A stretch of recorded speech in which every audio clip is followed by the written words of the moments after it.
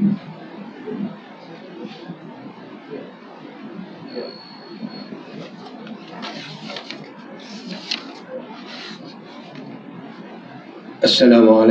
warahmatullahi wabarakatuh. Alhamdulillahillazi arsala rasulahu bil huda wa dinil haq liyuzhirahu ala ad-dini kullih wa kafa billahi shahida. Asyhadu an la ilaha illallah wahdahu la syarika lah. Asyhadu anna sayyidana Muhammadan abduhu wa rasuluhu.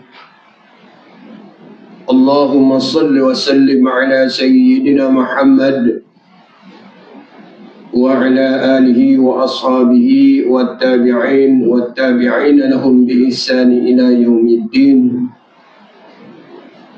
Rabbi israh li sadri wa yassir li amri wahlul 'uqdatan min lisani yafqahu qawli. Subhanaka la ilma lana illa ma 'allamtana innaka antal alimul hakim. Wa la hawla wa la quwwata illa billahil 'aliyyil 'azim. Rabbi yassir wa la tu'assir. Rabbi atmin bil khair. Lebih dahulu kita panjatkan syukur kepada Allah Subhanahu wa taala yang telah memberikan kesehatan dan keafiatan kepada kita dan memberikan kekuatan fizikal dan mental kita untuk kita hadir dalam tazkirah pada malam yang berbahagia ini, sampai samping kita menunaikan tanggungjawab kita sebagai ahli qaryah, yaitu berjamaah pada salat fardu maghrib dan insyaAllah sebentar lagi waktu isya. Alhamdulillah, kita tambung tazkirah kita sebab pada minggu lepas kita tidak membaca kitab kerana kita ada salat sunat tasbih. Alhamdulillah, malam ini kita sambung pada tajuk bab yang ketiga pada menyatakan marah. Betul lah Pak Yusuf? Ke atau lebih dah? Sebab saya lipat kat sini yang tu ya, tajuk tu. Okey.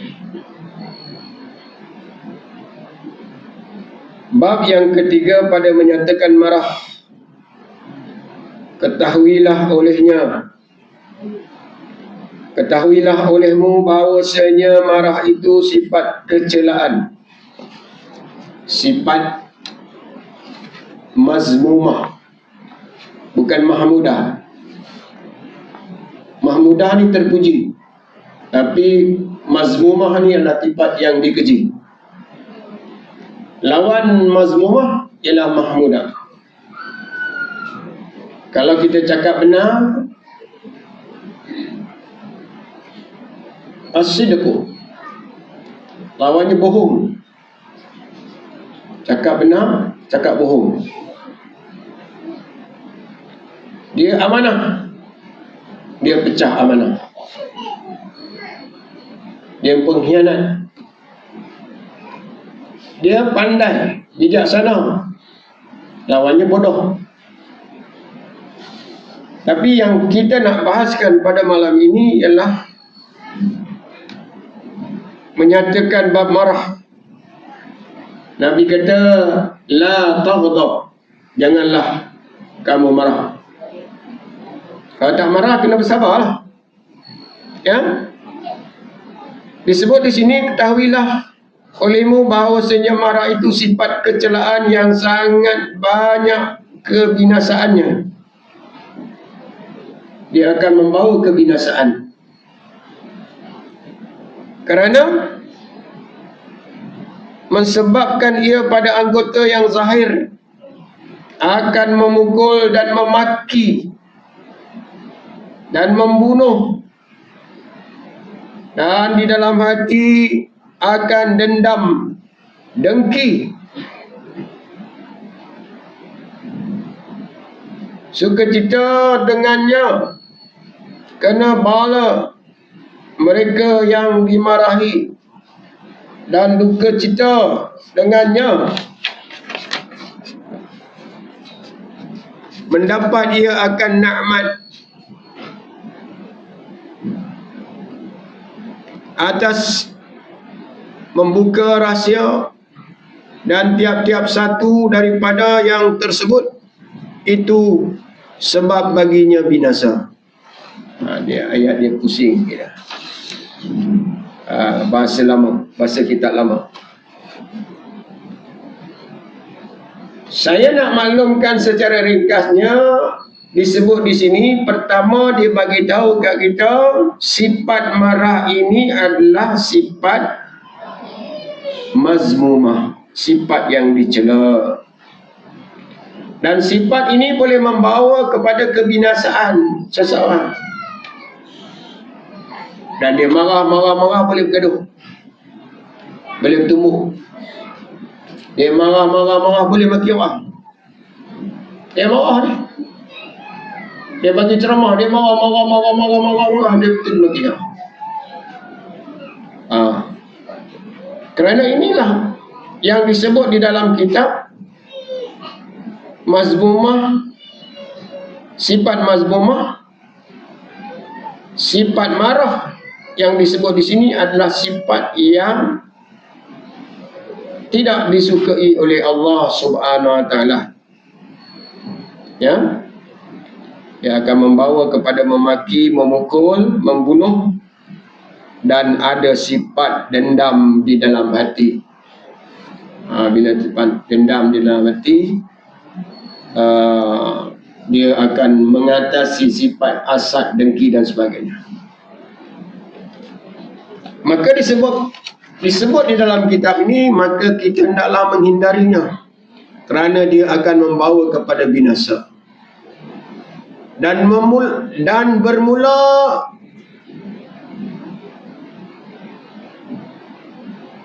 orang yang bersangatan akan marah itu setengah daripada yang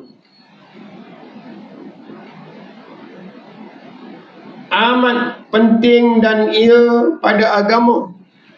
Sabda Rasulullah sallallahu alaihi wasallam, laisa nadidu bis-sar'ati, innama sadidul ladzi yamliku nafsahu indal ghadab. Artinya tiada ada yang sangat kuat itu, yang tiada merebahkan dia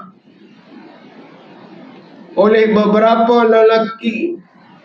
Hanya sahaja yang sangat kuat itu yang memiliki ia akan dirinya pada ketika marah. Artinya kuasa ia menahan diri daripada umpama memaki, memukul pada ketika ia marah akan seseorang yang lebih dhaif daripadanya. Kita tengok dalam TikTok kan, macam-macam lah. Dia maki orang apa semua kerana kedudukan dia, kekayaan dia, dia hina orang miskin. Itu banyak TikTok Indonesia lah. Tonton tengok dalam TikTok kan. Okey.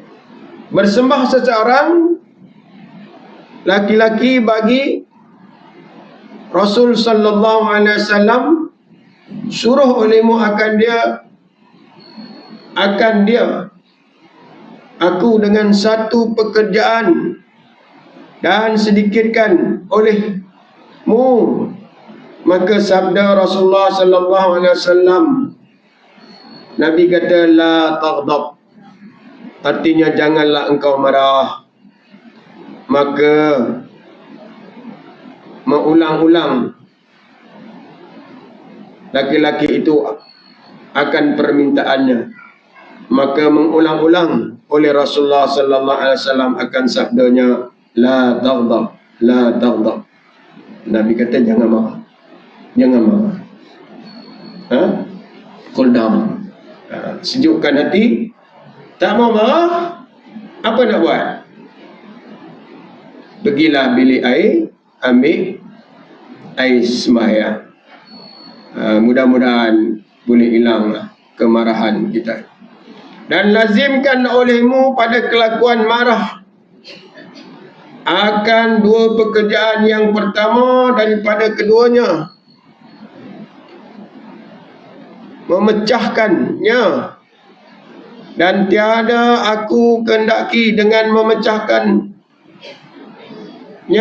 ayat menghilangkannya sama sekali, kerana bahawasanya tiada hilang ia sama sekali dan tiada sayugia bahawa ia hilang. Bahkan jika hilang ia nescaya wajib menghasalkannya, kerana bahawasanya ia adalah perkakas bagi memerangi sekalian kafir dan menegah daripada segala kejahatan dan menyuruh dengan mengerjakan kebajikan. Dan adalah marah itu seperti anjing perburuan, dan hanya dikehendaki dengan memecahkannya itu, mengajarnya hingga mengikut ia akan akal dan akan syarak, maka bergerak-gerak ia dengan sebab petunjuk dan daripada akal syarak, dan diam ia dengan sebab petunjuk daripada kedua, dan tiada menyalahi ia akan kedua, seperti menurut oleh anjing perburuan akan perintah tuannya, dan yang demikian itu memakannya bersungguh-sungguh dan mengajarnya, yaitu membinasakan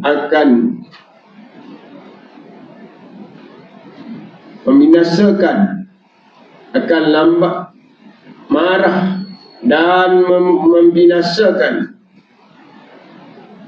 serta kedatangan bermacam-macam sebab baginya marah. Yang kedua, memelihara akan marah itu pada ketika bergerak dengan menahannya akan barang yang di dalam hatinya dan menolong atas menahannya. Walau bagaimanapun, kita simpulkan apa yang telah dibacakan tadi, bahawa marah itu adalah sebahagian daripada tindakan nafsu yang disebut sebagai nafsu amarah. Dalam jiwa kita kena ada nafsu mutmainnah yang disebut, bila orang mati kan, lepas orang talqin kan, Imam akan baca, ya ayyuhan nafsu mutmainnah irji'i ila rabbiki radiyatan mardiyah fadkhuli fi ibadi wadkhuli jannati. Wahai jiwa yang tenang, jiwa yang tenang, jiwa yang tak marah. Kalau jiwa yang marah, taghdab, Nabi kata la taghdab, jangan marah. Nabi cegah, jangan marah, jangan marah. Mana bila kita cakap dengan baik dan tidak ada timbul perasaan marah, tidak ada timbul bila kita nak sebut. Sebab itu kita mulakan setiap kalimah ucapan kita dengan salam.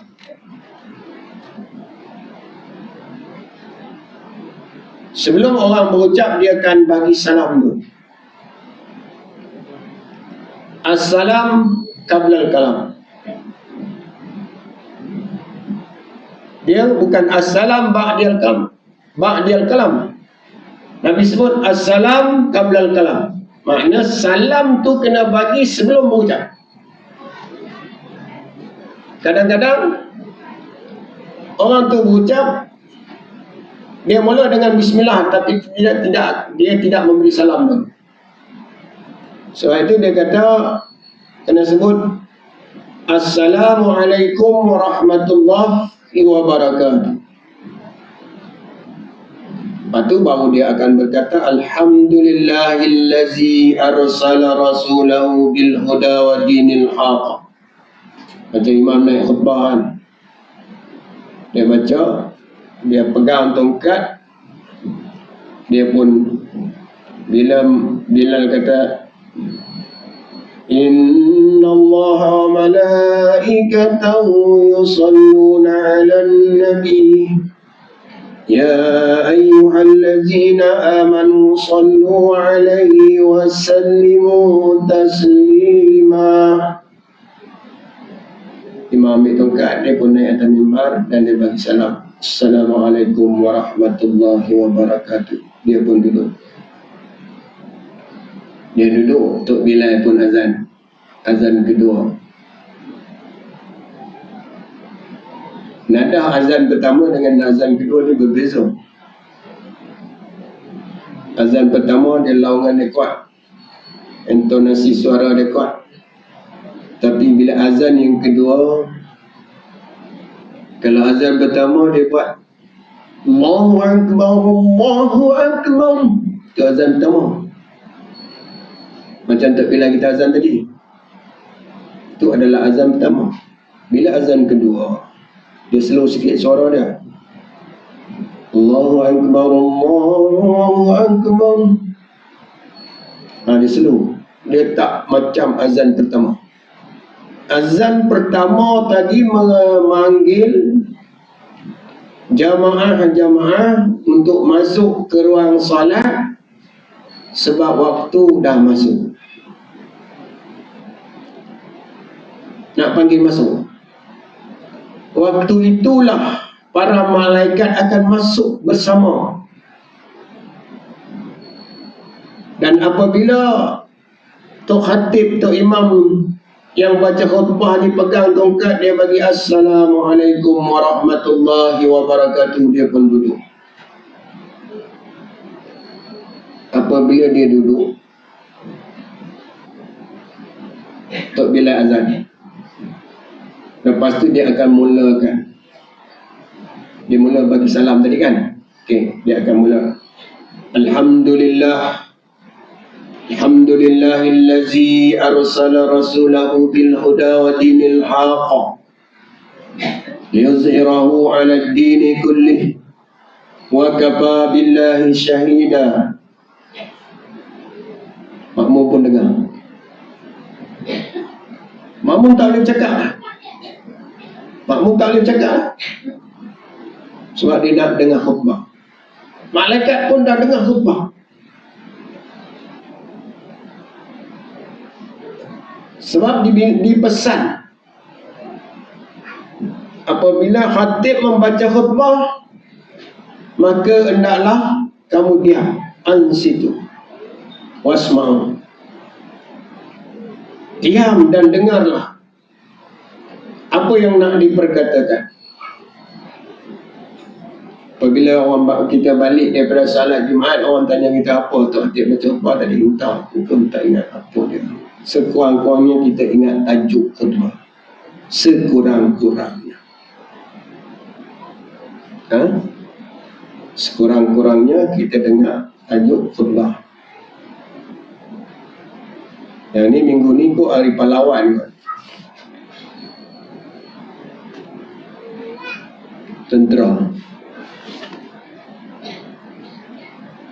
Kalau tak silap saya lah, saya tengok sekali imbasnya. Sebab kalau saya nak tengok sepenuhnya, bila saya bertugas saya akan tengok sepenuhnya. Sebab nak kena simak. Ada yang kadang-kadang tersilap, kadang-kadang ayat Quran baris dia lain, dia baris lain. Nabi kata, Nabi sebut di sini, la taghdab, jangan marah. Adapun pekerjaan seseorang itu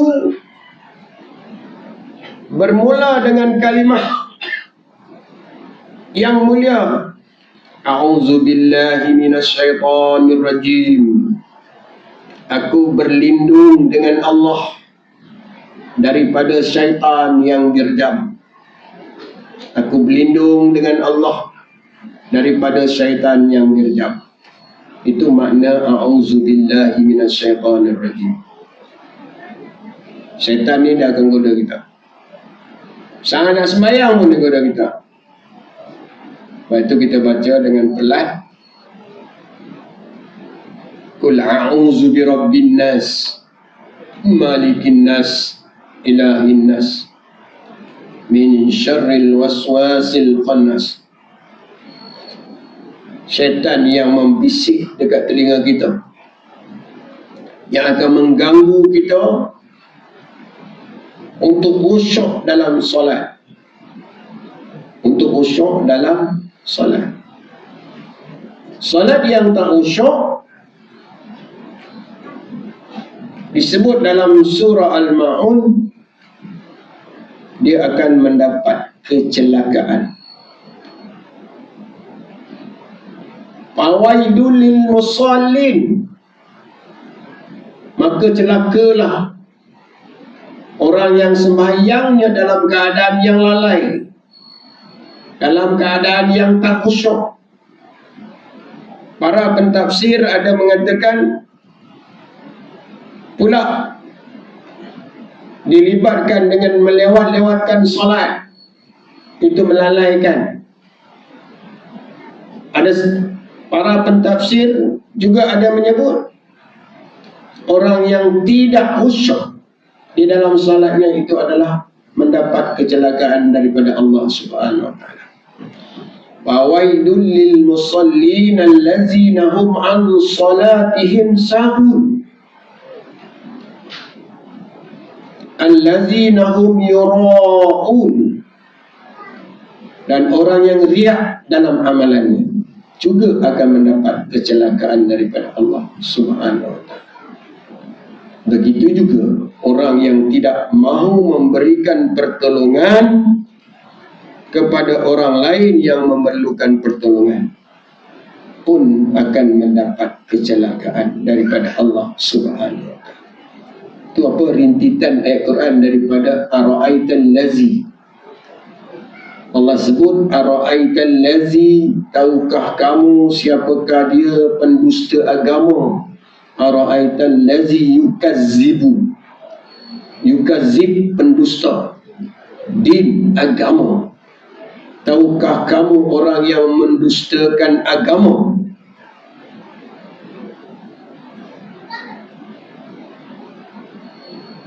Ara'aital lazi yukazzibu bid-din fadzalikal lazi yadu'ul yatim. Mereka adalah orang yang membiarkan anak-anak yatim. Anak-anak yatim, anak-anak yang kematian ayah, anak yatim. Dan yatimnya sehingga dia dewasa. Sebab itu anak yatim, bila kita uruskan hartanya, kita jangan ambil harta anak yatim tersebut, kecuali kita gunakan untuk pengurusan. Contohnya, dia jaga kebun sawit anak yatimnya. Bila dia jaga kebun sawit anak yatimnya punya, dia tolak duit pengurusan, dia bekerja di situ. Sebaginya kena bagi kepada anak yatim tersebut.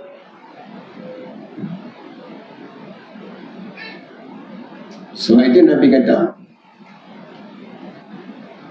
dan Allah sebut dalam Al-Quran dalam surah Al-Ma'un, fazalikal lazi yadu'ul yatim wala yakhuddu ala ta'amil miskin. Orang yang tak mau bantu fakir miskin ni, di dalam kesusahan dia tak ada makan. Orang mai datang minta derma, saya dah 3 hari tak makan, dia kata. Maka kalau kita tak ada duit, kita bagilah makanan. Macam mana Sayyidatina Aisyah memberi sebiji tamar sebiji tamar korma Nabi tu saat yang kita beli tu, itu bukan grade A punya tu. Kalau yang grade A punya korma Nabi tu besar, yang tu grade B punya kot. Mana dia bagi seorang peminta sedekah. Datang peminta sedekah yang kedua, dia bagi lagi. Nabi kata, wahai Aisyah, ambil lah tamar tu, bagilah. Bagi peminta sedekah yang kedua. Nabi sebut dalam kitab ni, inna syaitanu khulika minan nar wa innama tudfa'u naru bil ma'i fa iza ghadiba ahadukum falyatawaddaq.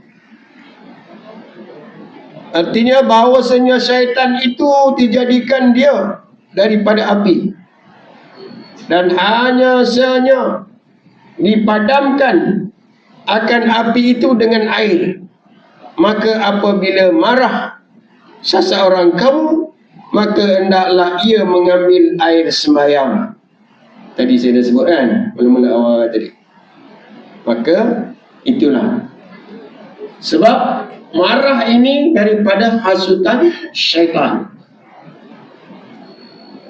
Sebab apabila Allah Subhanahu Wa Taala bertanya kepada iblis, sebab Allah suruh jin, malaikat sujud kepada Adam, maka para malaikat sujud kepada Adam, kecuali iblis. Aba wastakbara wa kana minal kafirin. Iblis tak mau sujud. Iblis kata, dia dialog dengan Allah Subhanahu Wa Taala. Dia kata, ya Rabbi, Adam itu dijadikan daripada tanah, sedangkan aku dijadikan daripada api. Mana mulianya tanah dengan api? Maka dia angkuh dengan kejadiannya, padahal dia pun Allah jadikan. Dia dijadikan oleh Allah terdahulu daripada Nabi Adam, terdahulu daripada manusia yang pertama yang disebut Nabi Adam. Kullukum min Adam wa Adam min turab. Adam daripada tanah. Tanah yang diambil di atas dunia oleh para malaikat. Para malaikat tu, semua para malaikat disuruh mengambil tanah untuk dijadikan Nabi Allah Adam alaihi salatu wassalam. Seorang malaikat disuruh pergi turun ke bumi, tanah tu menangis, tak jadi. Malaikat ni pun naik sampai malaikat Israel, dia turun, menangis tak menangis dia pun ambil. Sebab itu Allah lantik malaikat Israel itu untuk cabut nyawa orang, cabut nyawa makhluk. Tak kira lah nak cabut nyawa ni, dia keluar daripada hujung rambut ke, atau dia keluar daripada hujung kaki ke,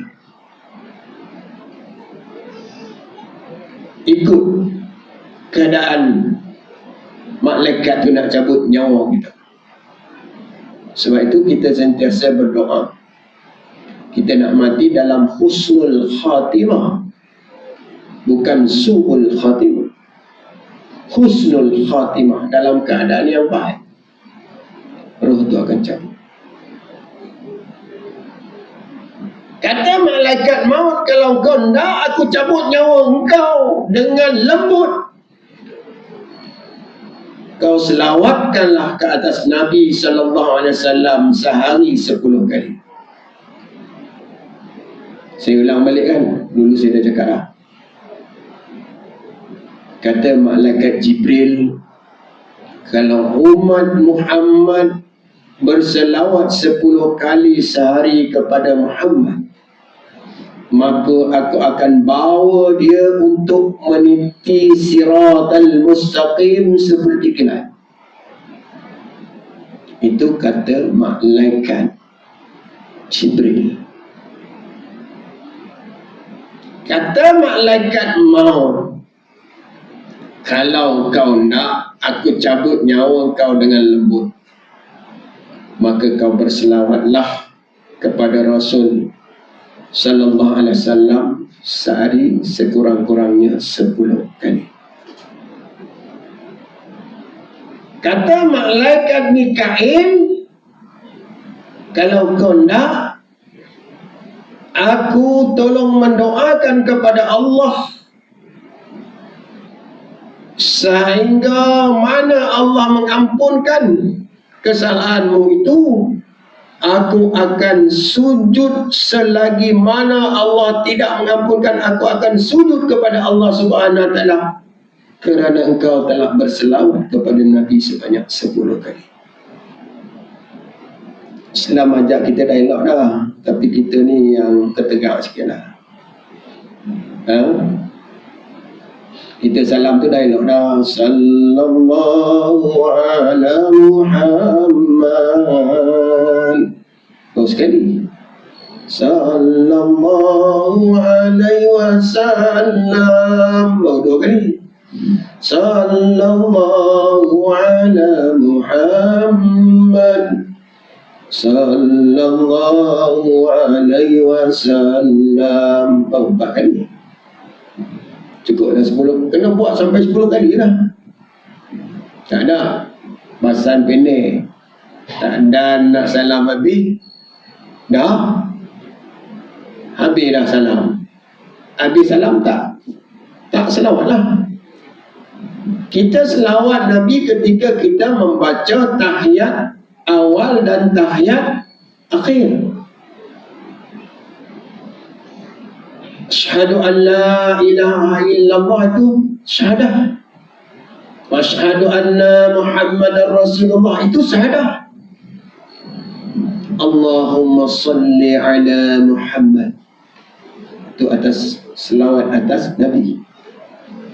Wa ala alihi Muhammad, atas keluarga Nabi. Kama sallaita ala Ibrahim, ke atas Nabi Ibrahim. Wa ala ali Ibrahim, atas keluarga Nabi Ibrahim. Jadi dalam sembahyang kita salat atas Nabi sekali ya. Pada rakaat pertama, pada rakaat kedua maghrib, dan sekali lagi kita solat berselawat pada rakaat yang terakhir maghrib, rakaat yang ketiga kita selawat sekali. Maknanya kalau 3 rakaat kita selawat atas Nabi 2 kali. Subuh kita baca doa kulit kan, Allahumma hadini fi man hadait, wa afini fi man afait, wa tawallani fi man tawallait, wa barik li fi ma a'tait, wa qini syarra ma qadait, fa innaka taqdi wa la yuqda alaik, wa innahu la yazillu man walait, wa la ya'izzu man adait, tabarakta rabbana wa ta'alait, walakal hamdu ala ma qadait, wa nastaghfiruka wa astaghfiruka wa atubu ilaik, wa sallallahu alaihi wasallam. Kan? Wa sallallahu tu sekali je doa kunut. Tahiyat akhir sekali. Solat subuh pun 2 kali, solat maghrib pun 2 kali, solat isya pun 2 kali, solat asar pun 2 kali, solat asar, solat maghrib, subuh, zuhur, asar, maghrib, isya. Semua setiap waktu solat tu 2 kali, 2 kali, 2 kali kita berselawat. Tuhan terima tak selawat kita tu? Tuhan terima lah, sebab kita solat. Makna cukuplah 10 kali, 5 waktu, 2, 10. Itu dalam solat. Dia kata luar solat.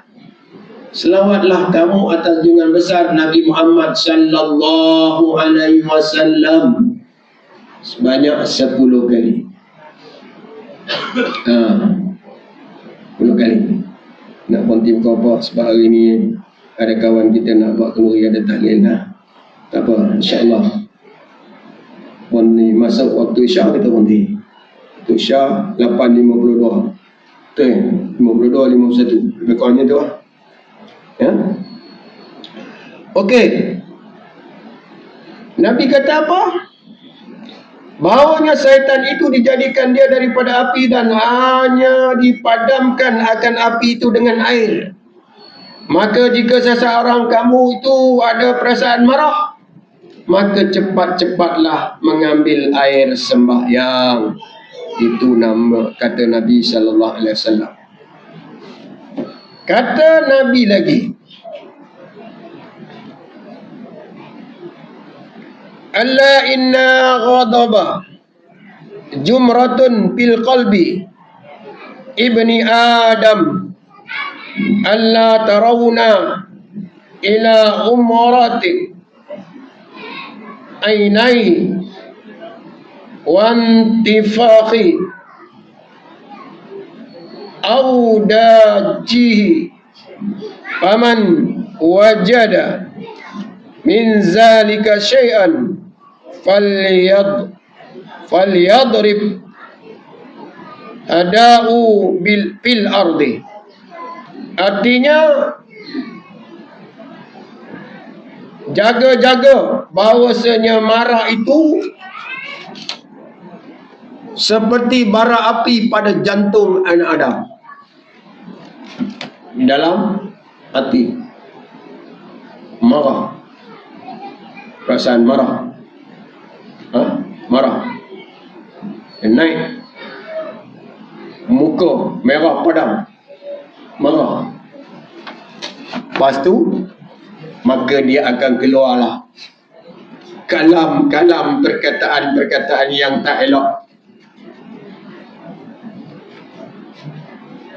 Kita pergi kebun, contoh tepi kebun sawit kita rendah ya. Pergi kebun tengok sawit tak ada, orang dah cok dah, dia tolong ambil awal lagi. Maka kita pun kata, celaka anak haram jatuh, siapa yang ambil sawit aku. Adakah tuan-tuan akan sabar? Alhamdulillah, dah ambil sawit aku dah, aku punya. Padahal orang dah balas, orang dah cuti. Boleh ke kita keluar kalam macam tu? Masa-masa doa tu, siapa boleh keluar kalam tu, makna makam dia tinggi lah. Saya pun hilang sabar. Pergi semua satu lot habis.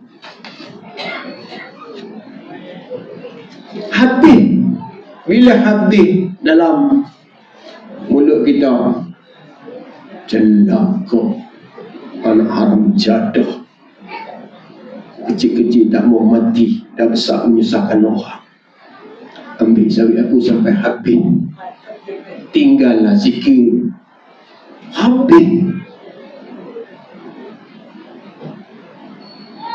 Binasa tak? Pertuturan itu binasa tak? Binasa. Sepatutnya kita dapat pahala, tetapi kita dapat dosa. Dia yang curi itu memang dapat dosa lah. Yang kita pun dapat dosa kita sebab kita maki orang.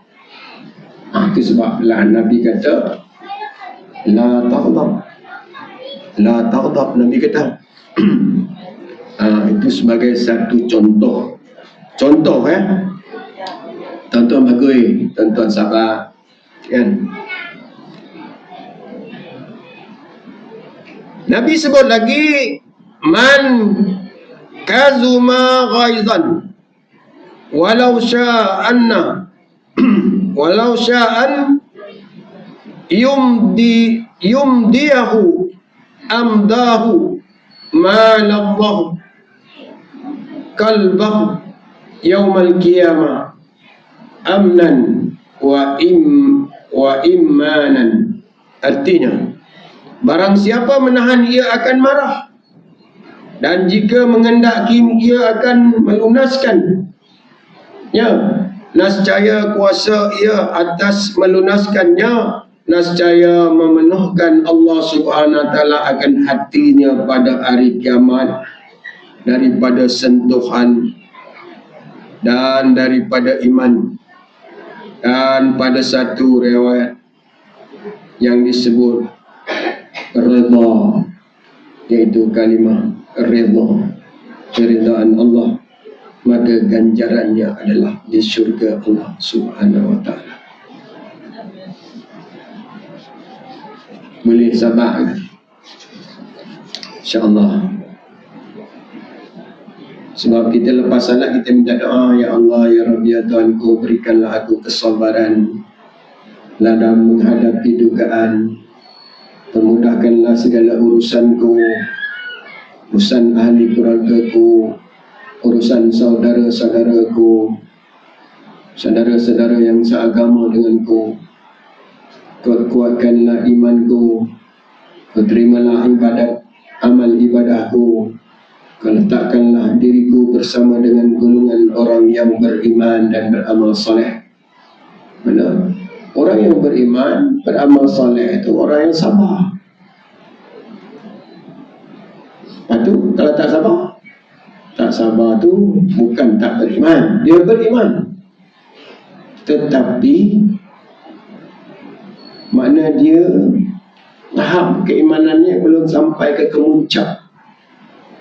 Masih ada lompang-lompang yang masih boleh dirawat lagi. Dengan zikir, dengan solat, dengan wudu, dengan membaca kitab-kitab Al-Quran dan sebagainya. Itulah yang kita sebut dan Nabi sebut di sini. Ya. Okey.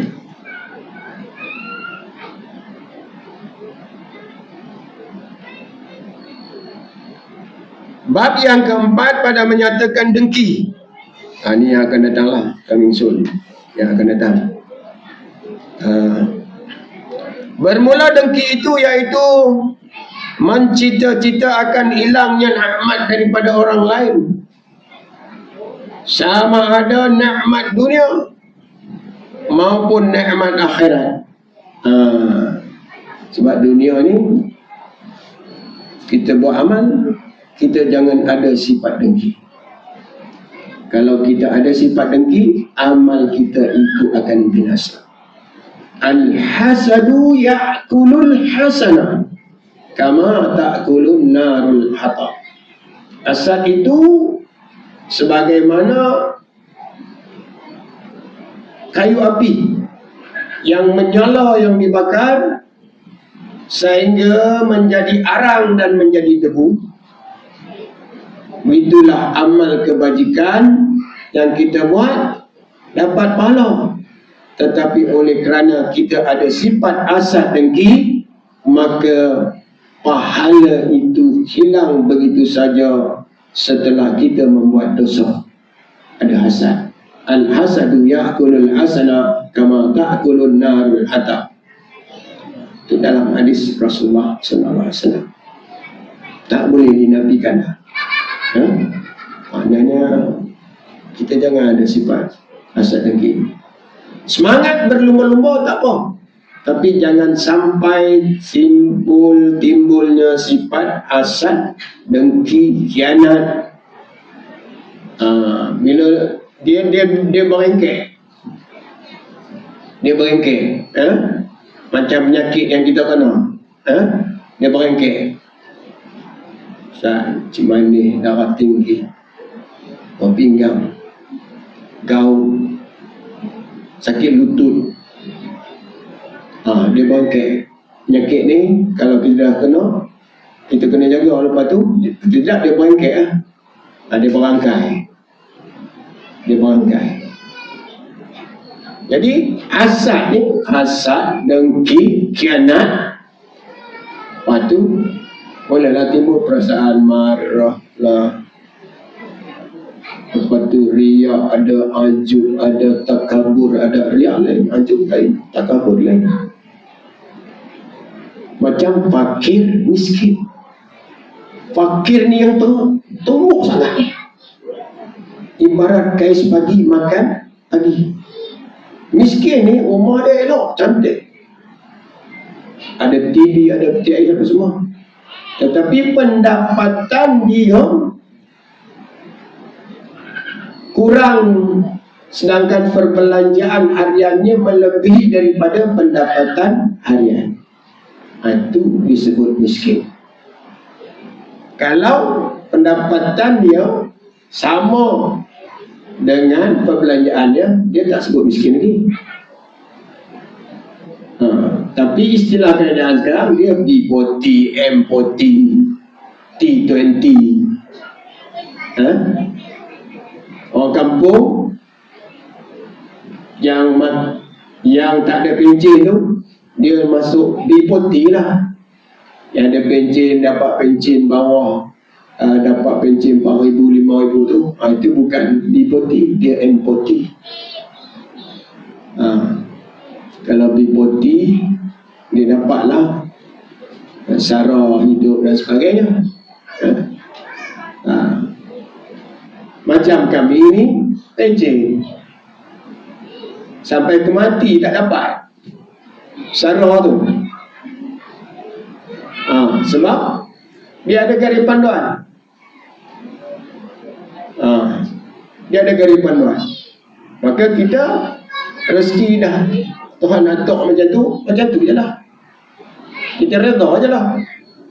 Tapi Allah akan bagi rezeki pada jalan yang lain. Jalan yang lain. Tuan-tuan, harus Allah bagi rezeki pada jalan yang macam ni. Tapi Allah akan bagi rezeki pada jalan yang lain, InsyaAllah. Orang pergi ke laut hari ni, semalam dia pergi ke laut, dia dapat udang lebih kurang dalam 30 kilo. Malam esok dia pergi, dia ada dapat sampai 50 kilo, 60 kilo. Kalau 1 kilo tolak RM35, kali dengan, kalau 10 kilo dah 350. Kalau 40 kilo dah 1,000 lebih dah dia dapat. Itu rezeki yang tidak nampak dan kita sendiri tak tahu ada rezeki atau tidak.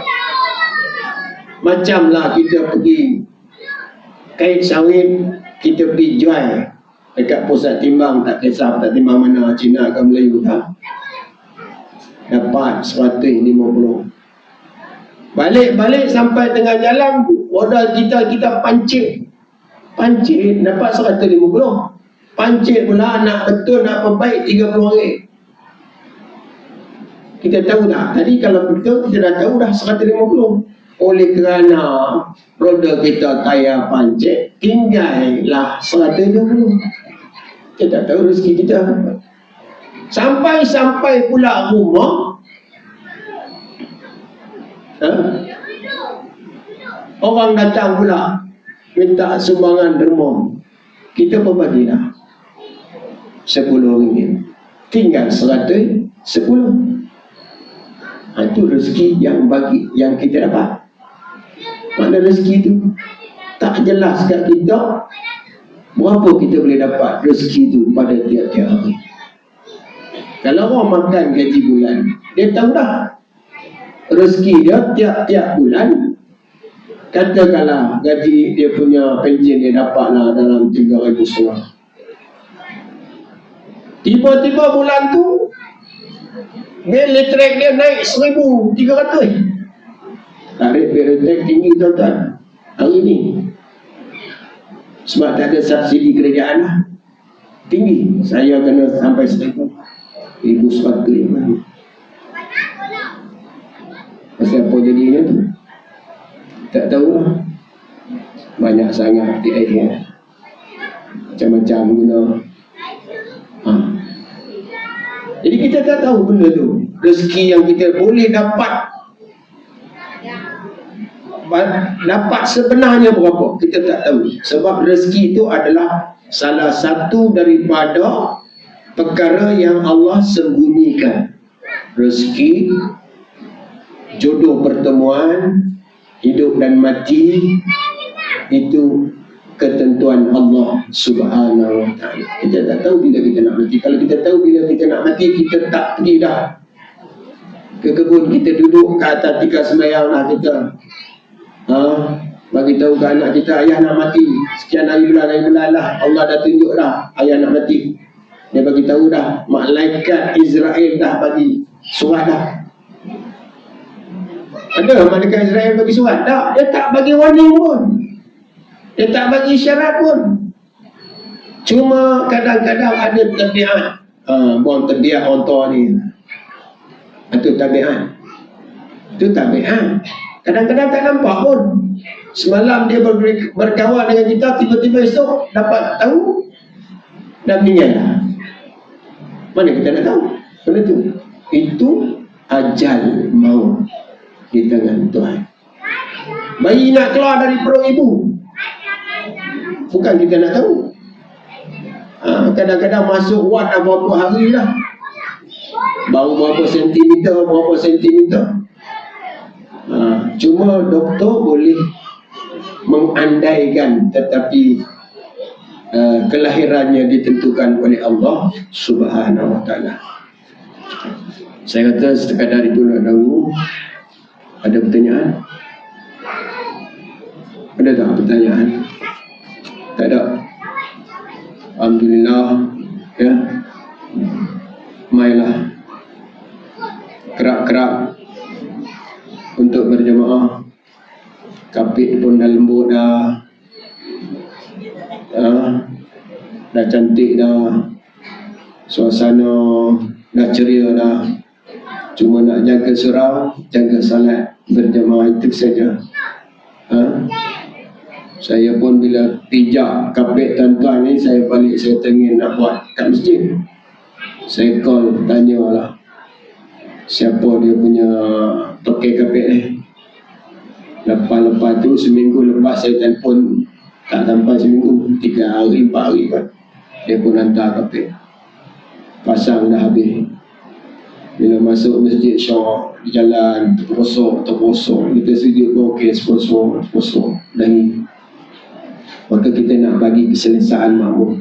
Tahniahlah pada Jawatan Kuasa Surau yang berinisiatif untuk memeriahkan, mengimarahkan surau ini untuk jemaah kita. Alhamdulillah. Dan walaupun kita ada penerima penyumbang, alhamdulillah. Jadi itu saja. Kalau tak ada pertanyaan, maka kita tangguhkan pengajian kita pada malam ini. Bismillahirrahmanirrahim. Alhamdulillahirabbil alamin, wassalatu wassalamu ala asrofil anbiya'i wal mursalin sayyidina Muhammadin wa ala alihi washabbihi ajmain. Allahumma ya Allah, ya Tuhan kami, Kau berikanlah cahaya ilmu di hadapan kami, di belakang kami, di kanan kami, di kiri kami, di atas kami, di bawah kami, dan di sekeliling kami. Mudah-mudahan dengan cahaya ilmu yang Kau berikan kepada kami ini dapat memberikan petunjuk dan hidayah untuk diri kami menuju ke arah jalan yang benar dan jalan yang lurus. Rabbana atina fid dunya hasanah wa fil akhirati hasanah wa qina azaban nar. Wa sallallahu ala sayyidina Muhammadin wa ala alihi wa sahbihi ajma'in. Walhamdulillahi rabbil alamin. Taqabbalallahu minkum.